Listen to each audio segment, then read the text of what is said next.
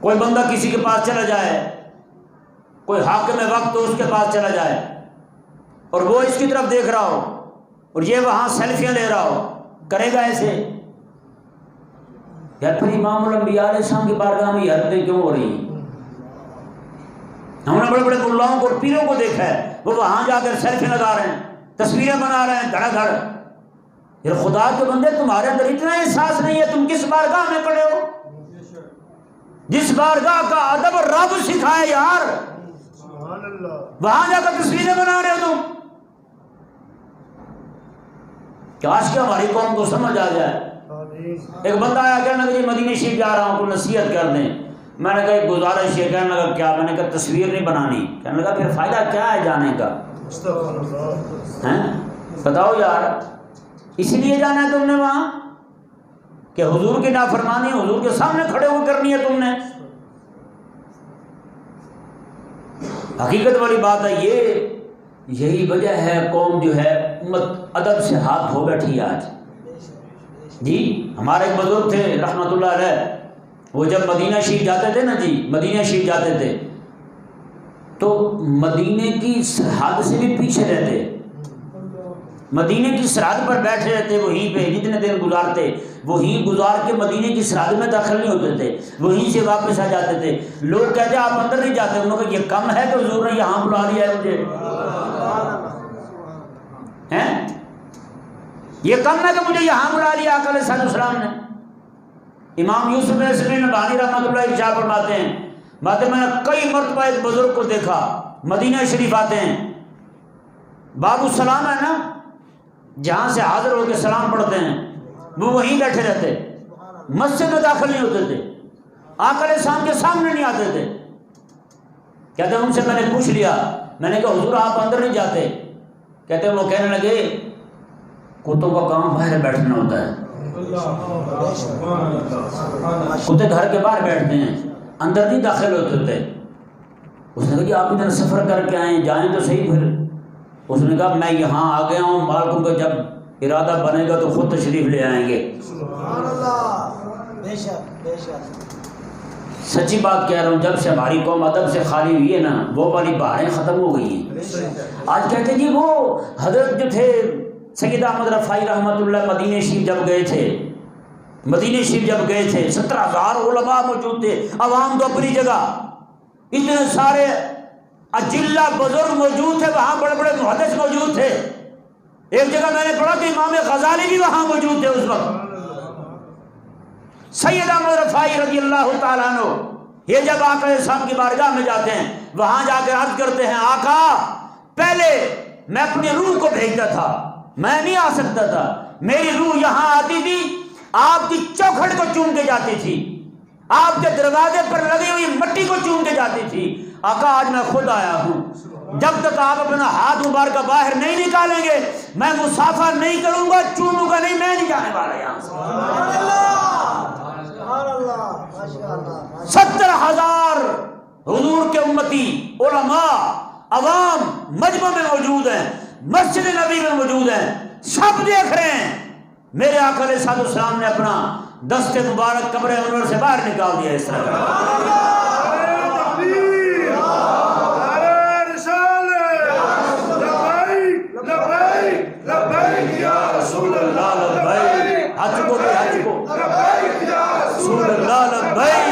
لبیک لبیک یا رسول اللہ لبیک لبیک لبیک یا رسول اللہ لبیک لبیک لبیک یا رسول اللہ۔ ساڑی قوم انگریزوں نے زیادہ مندی ہے ایویں نا، ویسے تو سانو نہیں انہاں چیزاں نال لگدا کچھ بھی کوئی کی کہہ رہا ہے۔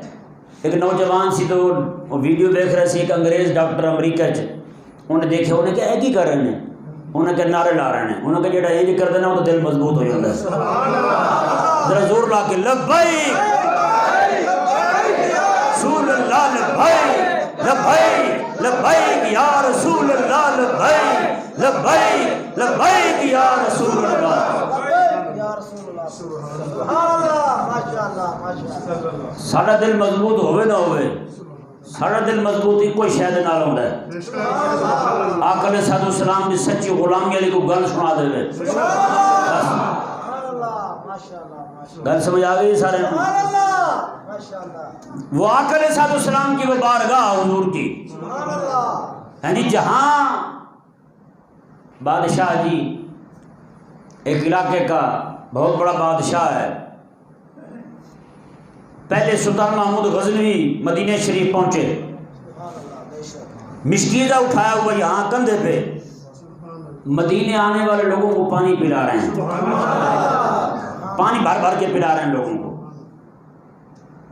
تو کسی نے کہا کہ تو بادشاہ ہو کے سلطان محمود غزنوی ہیں، پورے ہندو تم سے ڈرتے ہیں، تو یہاں پانی پلا رہا ہے لوگوں کو۔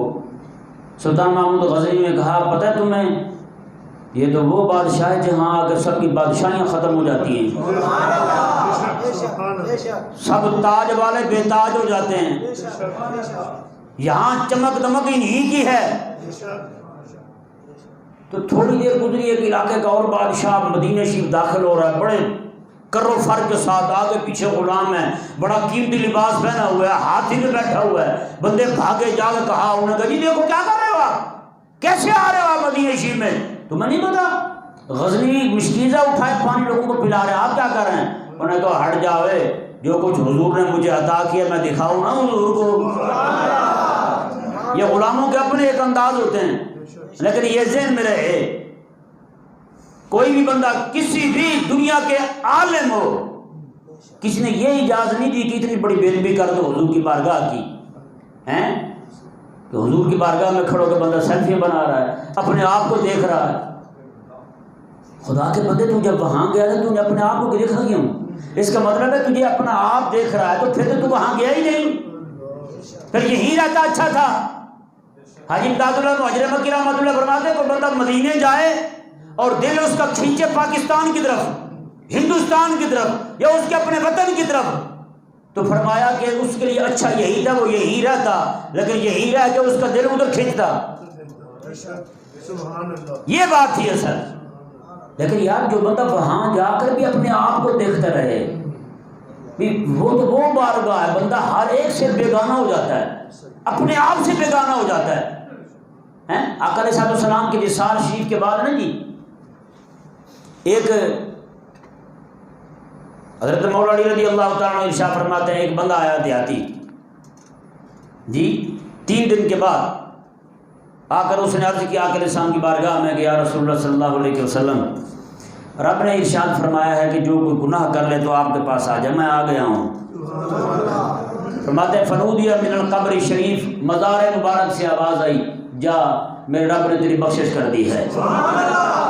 صحابہ فرماتے ہیں قاضی عیاض رحمۃ اللہ نے اپنی کتاب میں نقل کی ہے، صحابہ فرماتے ہیں ایک مائی صاحبہ حضرت ام المومنین حضرت عائشہ صدیقہ رضی اللہ تعالیٰ عنہ کے پاس آئی، کہنے لگی میں حضور کے روضہ انور کی زیارت کرنا چاہتی ہوں، روضہ انور کی زیارت کرنا چاہتی ہوں۔ تو انہوں نے کہا آ جاؤ۔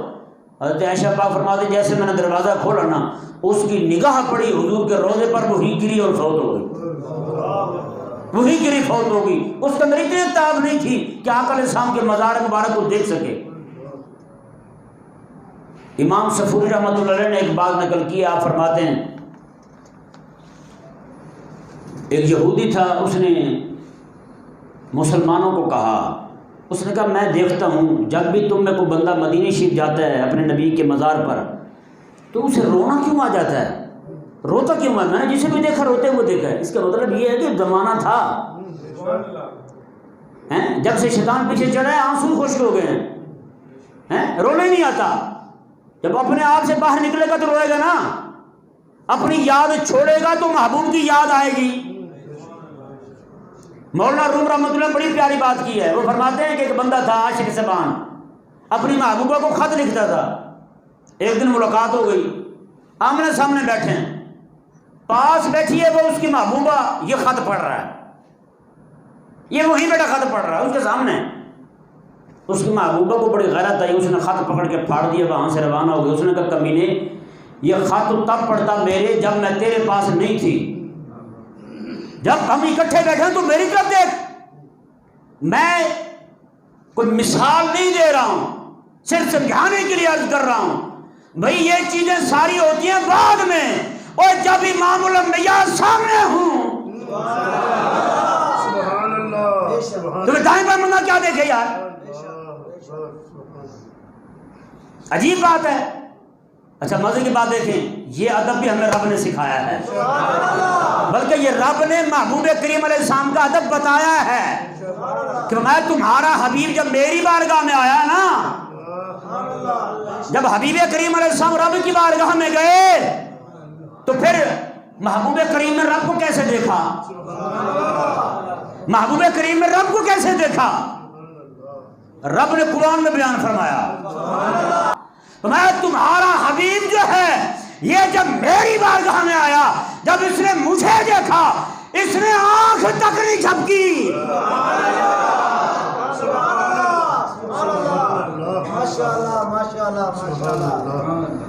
امام مالک رحمۃ اللہ کے پاس بیٹھے ہوئے بچے حدیث شریف پڑھ رہے ہیں، چھوٹے چھوٹے بچے ہیں، مدینے میں ہاتھی آ گیا، سارے اٹھ کے بھاگے، ایک بچہ بیٹھا ہے، ایک بچہ بیٹھا ہے۔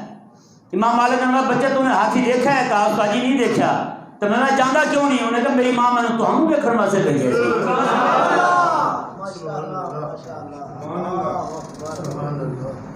اٹھاؤ شفا شریف قاضی یاد رحمۃ اللہ نقل فرماتے ہیں، امام عثمانی رحمۃ اللہ نقل فرماتے ہیں، امام خفاجی نقل فرماتے ہیں، ملا علی قاری نقل فرماتے ہیں، ماتے حضور کے سارے صحابہ آقا علیہ السلام کے بعد جب بیٹھتے تھے ایسے ہوتے تھے، ان کی گردنیں نیچے جھکی ہوتی تھی، ایسے لگتا کأنہم قطعت رؤوسہم، ان کی گردنیں کاٹ کر رکھ دی گئی ہیں، گردنیں ان کے جسموں کے ساتھ ہے ہی نہیں۔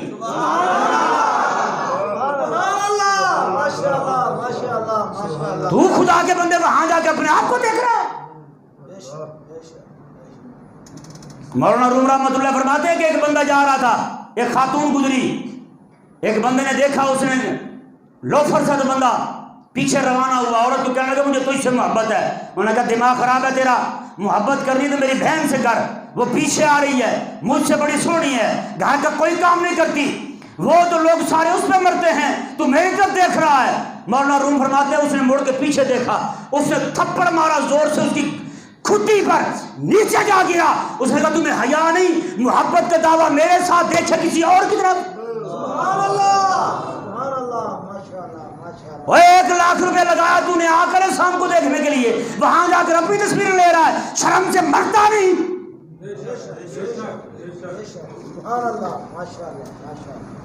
آقا علیہ السلام کے کوئی صحابی حضور کی موجودگی میں اپنا سر نہیں اٹھاتا تھا، کسی کو ہمت نہیں ہوتی تھی کہ جناب آقا علیہ السلام کے سامنے سر ہی اونچا کر جائے، اس طرح دیکھ لے۔ آقا علیہ السلام کے صحابی ہیں، آقا علیہ السلام کے وصال شریف کے بعد ان کے بیٹے نے کہا، انہوں نے کہا ابا جی، وہ تابعی بنے، صحابی کی زیارت کی، ایک دن کہنے لگے ابا جی ذرا یہ تو بتائیں حضور کا چہرہ کیسا تھا؟ اب پتہ ہے صحابی کا جواب کیا ہے؟ وہ کہتے ہیں بیٹا میں کیسے بتاؤں، کیسے بتاؤں؟ انہوں نے کہا ابا جی بتائیں نا، آپ نے دیکھا ہے؟ اس نے کہا پتر ہے زندگی میں ایک بار بھی آنکھ بھر کے حضور کو نہیں دیکھا۔ تمہیں پتہ ہے کیا ہے یار حضور کی بارگاہ کا؟ ادب سے خالی رہ گئے ہم، ایک ادب ہی تھا ہمارے پاس، وہ بھی رخصت ہوا، ایک ادب تھا بس۔ خدا سمجھ دے، اللہ تبارک و تعالی اپنے حبیب کریم علیہ السلام کی بارگاہ کا ادب دے۔ حضرت حسان بن ثابت رضی اللہ تعالیٰ عنہ ارشاد فرماتے ہیں کہ کوئی بندہ مجھے کہے نا، کوئی بندہ مجھے کہے کہ آقا علیہ السلام کا چہرہ مبارک کا حسن بیان کروں، میں نہیں کر سکتا۔ یہ وہ بندہ جو فصیح اور کلام شاعر ہے، جس کے بارے میں حضور نے فرمایا کہ حسان تو میرے گستاخوں کو جواب دے کہ بھئی تیری مدد کرے گا۔ یہ وہ حسان بن ثابت ہیں، وہ فرماتے ہیں جب بھی میں حضور کو دیکھتا تھا نا، میں اپنا ہاتھ اس طرح رکھ لیتا تھا آنکھوں پر، اس طرح کر کے آنکھوں سے نیچے جو یہ سوراخ سے بنتا ہے اس سے دیکھتا تھا۔ لوگوں نے کہا کہوں کیوں ایسا کیوں کرتے تھے؟ کہا مجھے خوف ہوتا تھا کہیں یہ نہ ہو حضور کی نورانی چمک کی وجہ سے میری آنکھیں ضائع ہو جائیں۔ پتہ نہیں کیا سمجھا یار لوگوں نے، کب ادب آئے گا ہمیں حضور کی بارگاہ کا؟ رب نے پھر کیا نا محروم ان کو، اتنا عرصہ ہو گیا کوئی حاضری نہیں دے سکا۔ یہ زندگی میں پہلی بار ہوا ہے، بے شک آج تک نہیں ہوا 1400 سال میں۔ بے شک جب یزید نے مسجد بند کی تھی نا، اس وقت بھی آقا علیہ السلام کے غلام تابعی حضرت ابو ہریرہ کے داماد، امت کا بہت بڑا عالم سعید بن مسیب، وہ بھی وہی چھپ گئے تھے۔ پوری مسجد میں کوئی بندہ نہیں، اذان پڑھنے والا کوئی نہیں، جماعت کرانے والا کوئی نہیں، ایک بندہ سعید بن مسیب رضی اللہ تعالیٰ عنہ، یہ آقا علیہ السلام کے حجرہ مبارکہ میں جا کے چھپ گئے۔